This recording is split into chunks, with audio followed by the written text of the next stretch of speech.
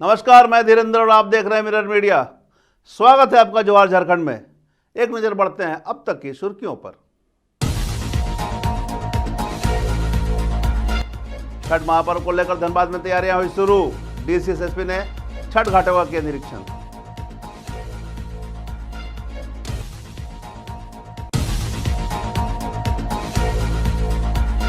रामगढ़ में गोवर्धन पूजा पर यादव समाज का पैदल मार्च। शिक्षा रोजगार पर हुई चर्चा।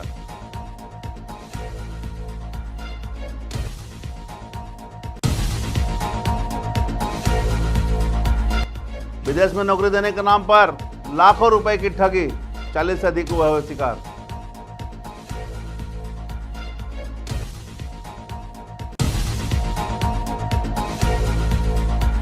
हजारीबाग में श्रीमद् भागवत कथा और विष्णु महायोग का आयोजन। वृंदावन से आएंगे कथावाचक।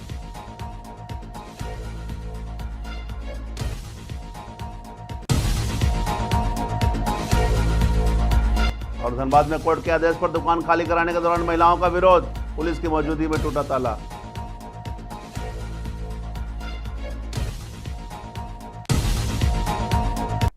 अब खबरें विस्तार से।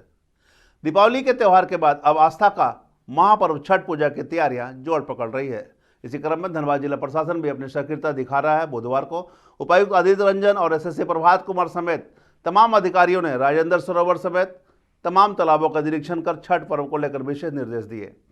मीडिया से बातचीत में उपायुक्त एसएसपी ने बताया कि जिले के सभी प्रमुख तालाबों और घाटों का निरीक्षण किया जा रहा है, चाहे वह राजेंद्र सरोवर हो, लोको टैंक, झरिया का राजा तालाब या दामोदर नदी का किनारा। हर जगह व्यवस्था की समीक्षा की जा रही है।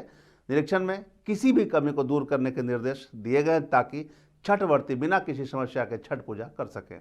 उन्होंने यह भी कहा कि घाटों पर विशेष सुरक्षा इंतजाम होंगे। मेडिकल टीम, सुरक्षा बल और अन्य आवश्यक व्यवस्थाएं पूरी तरह सक्रिय रहेंगी। साथ ही शहर में ट्रैफिक व्यवस्था को दुरुस्त करने के प्रयास किए जा रहे हैं और मोहल्लों में विशेष पेट्रोलिंग टीम की व्यवस्था की जा रही है, जिसका उद्देश्य है कि लोग निश्चिंत होकर घर छोड़कर घाटों पर व्रत कर सकें और पर्व का आनंद ले सकें।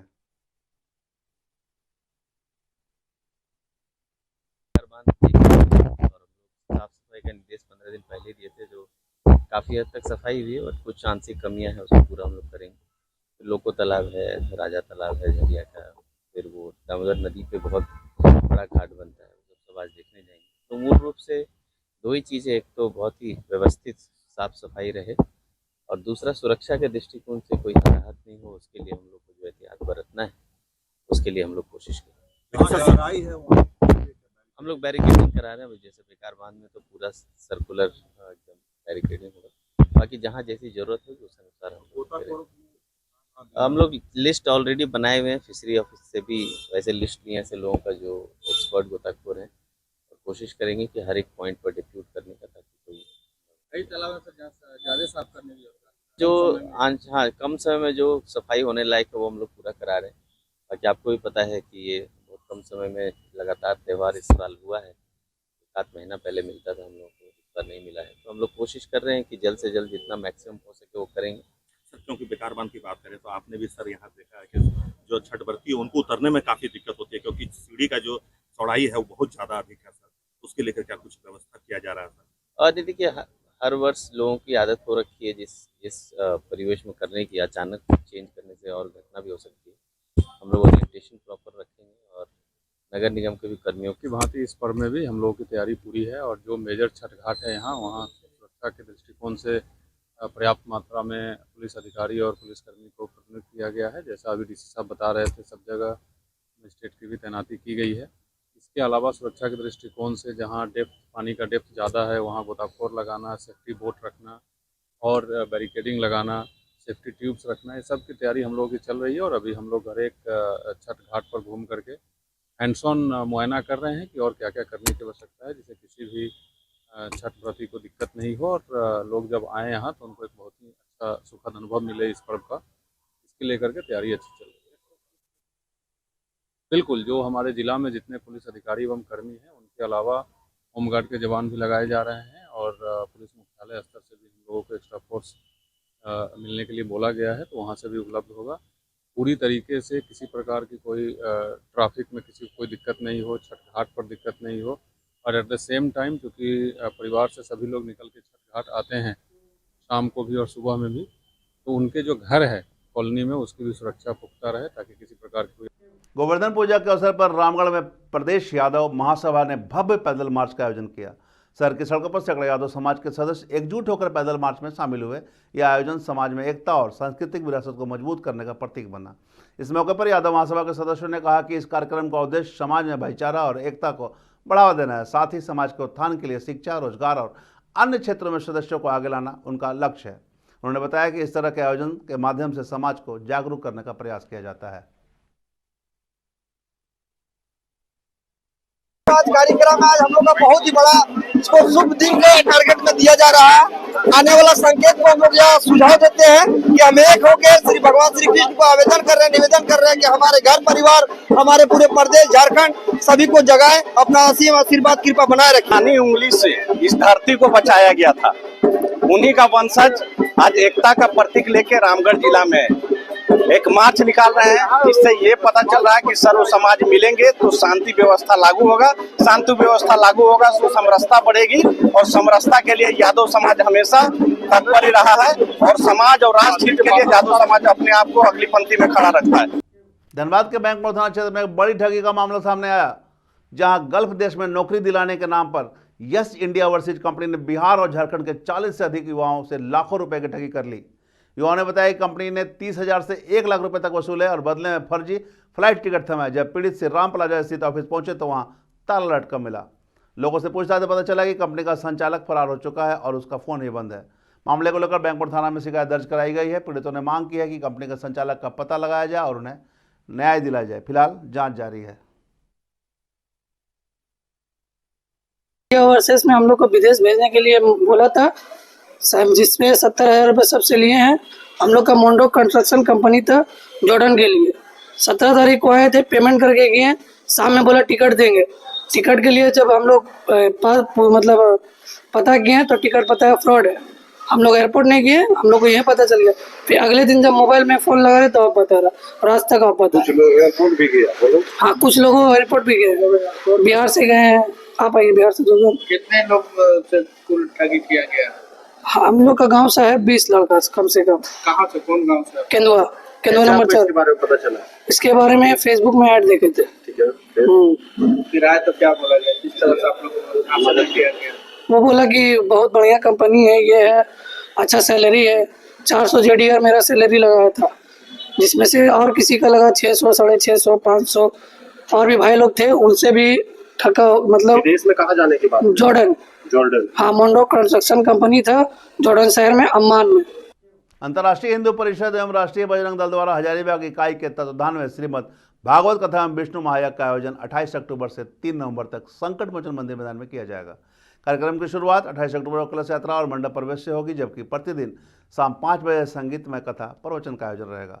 कथा व्यास के रूप में वृंदावन से आए विश्व विख्यात श्री भानु कृष्ण शास्त्री जी महाराज भक्तों को प्रवचन देंगे। वहीं समापन 4 नवंबर को भव्य भंडारे के साथ किया जाएगा।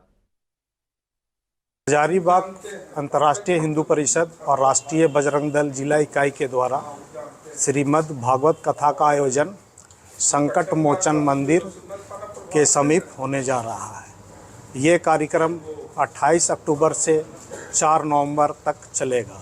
4 नवंबर को महाभंडारा का कार्यक्रम है।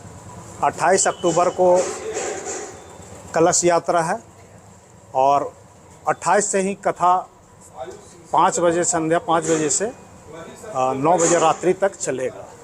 धनबाद के हीरापुर में 13 दुकानों को खाली करवाने का खेल बरसों से चला आ रहा है। कोर्ट के आदेश पर सुनीता सिंह को डिग्री मिल चुकी है, पर दुकानदार हर बार मोहलत देने के नाम पर दुकान खाली नहीं कर रहे थे। बुधवार को भी कोर्ट के आदेश पर मजिस्ट्रेट के साथ पुलिस बल दुकानों को खाली कराने पहुंची, पर वहां पर मौजूद महिलाओं ने जमकर विरोध किया। उनका कहना था कि अभी त्यौहार का मौसम है, उन्हें कुछ दिन और मोहलत दी जाए, जबकि जिनके नाम पर डिग्री हुई है वो मानने को तैयार नहीं थे। बाद में धनबाद थाना प्रभारी आर्यन ठाकर की मौजूदगी में पहले महिलाओं को समझाया गया। जब वो नहीं मानी तो महिला पुलिस के सहयोग से सभी महिलाओं को हटाकर दुकान का ताला तोड़ा गया और उसे सील कर दिया गया। जमीन मालिक के माने तो 20 वर्षों से कोर्ट में लड़ाई लड़ने के बाद डिग्री मिली है। कोर्ट के द्वारा मजिस्ट्रेट भी मुहैया कराया गया है, पर लोग विरोध कर रहे हैं। हालांकि कोर्ट ने सभी दुकानदारों को 1 सप्ताह पूर्व ही खाली कराने के नोटिस जारी किए थे। हम लोग का डिग्री हुआ है कि दुकान को आपको नजीर साहब से जाकर सील करके आपको हैंड ओवर करेंगे। अच्छा, कितना दुकान है आपका? हम लोग का इसमें टोटल 13 दुकान है। जिसमें हम लोग का 5 गो डिग्री हो चुका है और 2 अभी पोजीशन में है इधर। हाँ। बाकी दुकानों हम लोग का SDM कोर्ट में ट्रायल में चल रहा है 6 दुकान। तो ये अभी क्या कितना हंगामा हो रहा है? हंगामा हो रहा है, ये लोग बोल रहा है खाली समय की मांग करते जा रहे हैं। हम लोग कितना दिन से आज कल देखते देखते हम लोग आपको 7 तारीख का ही लोग का नोटिस जारी कर दिया गया है कि आपको अपना सामान हटा के व्यवस्था कर लीजिए। ये लोग सभी दुकान खाली कर चुके हैं, फिर भी ये लोग हंगामा कर रहे हैं अपना इकट्ठा करके। हाँ, तो इसके पूर्व भी आप लोग आए थे, समय लिया था क्या इन लोगों ने? हम लोग से कुछ समय नहीं लिया गया। हम लोग पहले से जब कोर्टे से समय मिल गया है, 7 दिन का समय मिला था, वो पूरा हो चुका है। नहीं, वहाँ लोगों का कहना है कि अभी उनका डेट है कोर्ट में। कुछ डेट नहीं है, आप कोर्ट में जाके सर पता कर सकते हैं। यदि कोर्ट में डेट रहता तो नाजिर सर क्यों यहाँ आते खाली कराने के लिए? ऐसा कोई गलत आरोप है। क्या नाम है आपका? हमारा श्री भगवान। हजारीबाग का सबसे बड़ा सरकारी अस्पताल शेख भिखारी मेडिकल कॉलेज एवं हॉस्पिटल एक बार फिर अव्यवस्था को लेकर चर्चा में है, जहां अस्पताल के ब्लड बैंक में रक्त की जरूरत के लिए पहुंचे मरीजों के परिजनों को घंटों परेशानी झेलनी पड़ी। परिजनों ने बताया कि मरीज की स्थिति गंभीर होने के बावजूद ब्लड बैंक से रक्त उपलब्ध नहीं कराया गया, जबकि परिजन के साथ रक्तदाता भी पहुंचे। कई बार चक्कर लगाने के बाद भी कोई कर्मचारी या मेडिकल ऑफिसर मौजूद नहीं मिले, सभी कुर्सियां खाली पड़ी थी। आक्रोशित परिजनों ने बताया कि जब अस्पताल प्रबंधन से संपर्क किया गया तो जवाब मिला कि ब्लड टेस्टिंग किट की कमी के कारण रक्त नहीं दिया जा सकता। इससे कई जरूरतमंद मरीजों की जान पर बनाई है। परिजनों ने मांग की है कि ब्लड बैंक की व्यवस्था तत्काल सुधारी जाए और आपातकालीन मरीजों को समय पर रक्त उपलब्ध कराया जाए। इस मामले पर जब अस्पताल के अधीक्षक से संपर्क करने की कोशिश की गई तो उन्होंने फ़ोन नहीं उठाया। वहीं मरीज के परिजन गोल्डी यादव आनंद कुमार ने कहा कि ऐसी स्थिति में गरीब मरीजों को सबसे ज़्यादा परेशानी होती है। उन्होंने प्रशासन से त्वरित कार्रवाई की मांग भी की है। उनको ब्लड चाहिए था, पिछले 1 घंटा से यहाँ आए हुए हैं। सबसे पहले यहाँ कोई किसी से बात नहीं कर रहा। अगर हम किसी से बात करवा रहे हैं या फिर कुछ पूछ रहे हैं तो अगला बोल रहा है वहाँ जाओ, वो बोल रहा है वहाँ जाओ, इस तरह करके और ये किया जा रहा है। इसलिए ब्लड जरूरत है किन मेरा पेशेंट है, कुछ ये हुआ है, उनको चोट लगा हुआ था, उसके लिए हमको ब्लड चाहिए था और हम डोनेट करने के लिए भी रेडी है। तो यहाँ बता दिया जा रहा है कि किट ही नहीं है। कितना देर का समय दिया जा रहा है, क्या कहा है? वो कोई बता ही नहीं रहा, कोई कुछ बताने के लिए रेडी नहीं है। समस्या तो बहुत ज़्यादा हो रहा है। अब आदमी को ब्लड जरूरी है और नहीं मिल रहा है तो वो कितना समस्या है वो तो सब समझ सकता है। कहाँ बात है? झारखंड की राजधानी रांची, धनबाद सहित प्रदेश के दूसरे हिस्सों में प्रिंस खान और सुजीत सिन्हा के साथ कोयलांचल शांति सेना का नाम कुछ ज़्यादा ही सुर्खियों में था, जिसका खुलासा करते हुए रांची पुलिस ने प्रिंस खान और सुजीत सिन्हा गिरोह के 5 सदस्यों को गिरफ्तार किया है, जिसमें लेडी डॉन रिया सिन्हा जो सुजीत सिन्हा की पत्नी है वह भी शामिल है, जो इस पूरे गिरोह का संचालन कर रही थी और उसी के इशारे पर व्यवसायियों को कॉल और फायरिंग की वारदात को अंजाम दिया जा रहा था। वहीं इसके साथ बबलू खान उर्फ एनामुल, रवि आनंद, मोहम्मद सिराज और मोहम्मद शाहिद को भी गिरफ्तार किया गया है। पुलिस के अनुसंधान में कई अहम खुलासे हुए हैं, जिसमें प्रिंस और सुजीत सिन्हा गिरोह के गठजोड़ की बात सामने आई है। वहीं इस बात के पुख्ता साक्ष्य भी मिले हैं कि प्रिंस खान जो फिलहाल यूएई में है, उसके द्वारा सुजीत सिंह गिरोह को पाकिस्तान से हथियार मुहैया कराए जाते थे। पाकिस्तान से हथियार ड्रोन के माध्यम से बॉर्डर क्रॉस कराए जाते थे, जिसके बाद उन्हें विभिन्न माध्यमों से झारखंड के विभिन्न इलाकों में भेजा जाता था। वहीं हथियारों की अंतिम डिलीवरी के लिए लड़कियों की मदद ली जाती थी।